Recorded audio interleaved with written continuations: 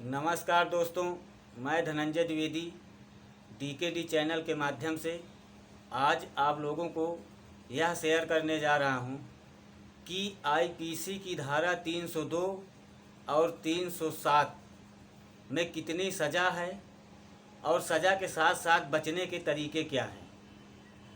तो दोस्तों, सबसे पहले मैं आप लोगों को ये बताने जा रहा हूं कि 302 में कब सज़ा लगती है।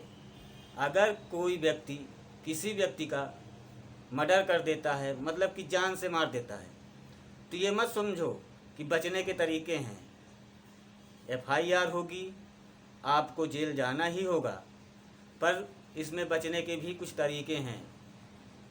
अगर आपका चालान कट गया है 90 दिन के अंदर जो कोर्ट में पेशी होगी, उसके बाद 302 में आप किसी का मर्डर किए हैं, उस समय उनके फैमिली का या अदर कोई व्यक्ति देखा हुआ है तो उसको गवाह में हो जाता है। उससे बचने के लिए एक ही तरीका है, नहीं तो इसमें 10 से लेकर के 20 साल तक की सज़ा है। बचने का तरीका ये है कि जब पेशी होगी गवाहों की, गवाहदारों को कहीं अकेले में मिल करके उनको समझा करके कुछ लालच दे करके अपने पक्ष में कर लिया जाए, और गवाहदार वहाँ पे मुकर जाएं कि नहीं हमने नहीं देखा है, कुछ ऐसे वैसे, तो आपको बचने के तरीके हैं। अन्यथा जमानत मिल सकती है, नहीं तो इसमें बचने का कोई तरीका नहीं है, आपको जेल होनी ही होनी है। और आईपीसी की धारा 307 302 से ज़्यादा खतरनाक है, क्योंकि ये धारा तब लगती है जब किसी इंसान को जान से मार देने की पूरी कोशिश की जाती है और व्यक्ति ये समझ लेता है कि इसको हमने जान से मार दिया है, पर वो मरता नहीं है, बच जाता है। तो उस कंडीशन में धारा 307 लगती है और उसमें किसी गवाहदार की आवश्यकता नहीं होती है, क्योंकि वो इंसान बच गया है।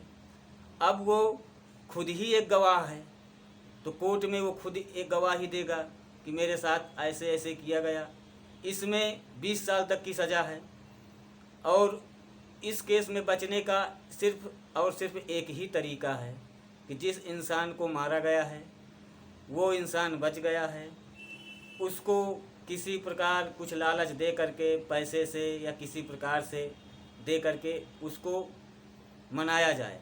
अगर वो व्यक्ति मान गया है और गवाह में जा कर के वहाँ पे सुलहनामा लगा दिया, या कई एक प्रकार के क्रियाकलाप हैं जो आपको वहाँ पे मिल जाएंगे कोर्ट में, वकील आपको खुद समझा देगा, तभी आपको बचने का तरीका है। अन्यथा धारा 307 में बिल्कुल आप नहीं बच सकते हैं। धारा 302 में तो गवाहदार होते हैं, गवाहदार तो बाहर के भी हो जाते हैं, वो कभी मिल भी सकते हैं। धारा 307 है तो वो खुद मार खाया हुआ है और जान से मरने वाला था, वो तो ऊपर वाले की मेहरबानी हो गई कि वो बच गया, तो जल्दी वो बदलेगा भी नहीं। हाँ, सिर्फ बचने का एक ही तरीका है कि वो इंसान वहाँ पे कोर्ट में ये बोल दे कि मैं सुलहनामा लगाता हूँ, या मेरे साथ कुछ ऐसे हादसे हो गए थे, अपना एक कुछ भी मैटर बदल दे, चेंज कर दे, तभी आप बच सकते हैं। अन्यथा बचने का कोई भी उसमें तरकीब नहीं है। और धारा 302 में गवाहदार बाहर के होते हैं। बाहर के गवाहदारों को आप कभी उन गवाहदारों को ये मत समझिए कि इनको मार दिया जाए, कोर्ट में ना पहुंचने दिया जाए तो हम बच जाएंगे। गवाहदार ना नहीं पहुंच रहा है तो फिल्मी स्टाइल में मत जाइएगा भाइयों, कि फिल्मों में जो दिखाते हैं कि गवाहदार नहीं जा पाया है, उसको रास्ते में ही मार दिया गया है। ऐसा करने से कुछ नहीं होगा, आप बच नहीं पाएंगे, क्योंकि कोर्ट में वहाँ पे जो बैठे हुए हैं सब जानते हैं कौन क्या कर रहा है, कौन क्या नहीं कर रहा है।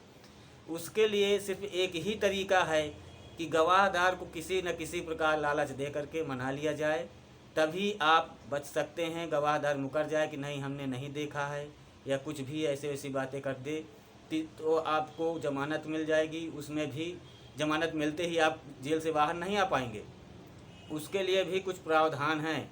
पूरा चार्जशीट बन के तैयार होगी, इसमें भी 6 महीने लग जाते हैं, तब जा कर के आपको रिहाई का आदेश मिलता है। और ये केस तो मैं ये कहता हूँ कि इतने ख़तरनाक हैं, किसी को मारने की और की आवश्यकता ही नहीं है। अपने लाइफ के लिए किसी को जान से मारने की कोई आवश्यकता नहीं है। जहाँ तक हो सके बातों को बातों में सुलझा लिया जाए तो वही अच्छा है। और आगे मैं आपको ऐसे ही कई धाराओं की वीडियो बताऊंगा जो आपकी एक वीडियो ज़िंदगी बदल सकती है। तो दोस्तों सब्सक्राइब करना ना भूलें और बेल आइकन को प्रेस कर दें, जिससे मेरे वीडियो का पहला नोटिफिकेशन आप लोगों तक पहुंच सके। नमस्कार दोस्तों।